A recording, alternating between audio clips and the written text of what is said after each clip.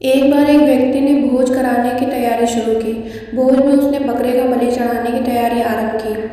फिर उस आदमी के बेटे ने बकरे को नदी में स्नान कराने ले गया।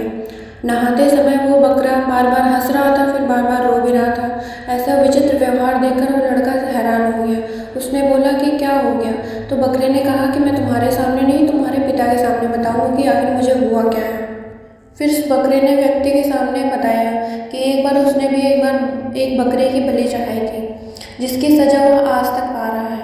तब से 499 बार उसका गला कट चुका है।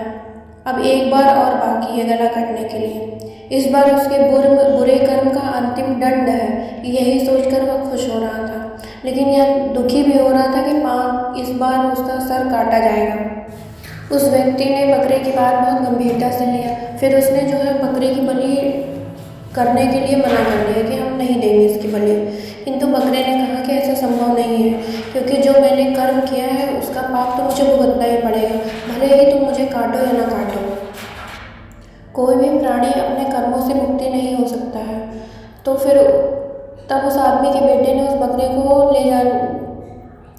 सोचा कि उसी जगह ले जाके छोड़ देंगे। लेकिन बकरा ज्यों ही जा रहा था, रास्ते में उसे पेड़ का पत्ता दिखा, नरम नरम। तो उसने सोचा क्यों मैं इसे खाता चलूँ। तो वो जैसे ही उस पत्ते को खाने लगा, त्यों ही एक बिजली की जोर गर्जना हुई उस पेड़ पे, और उस बिजली की इतनी जोर गर्जना से उस पेड़ की एक डाली टूट गई, जिससे उस बकरे का सर उस नीचे आ गया उसकी डाली के, और उसका सर धड़ से अलग हो गया।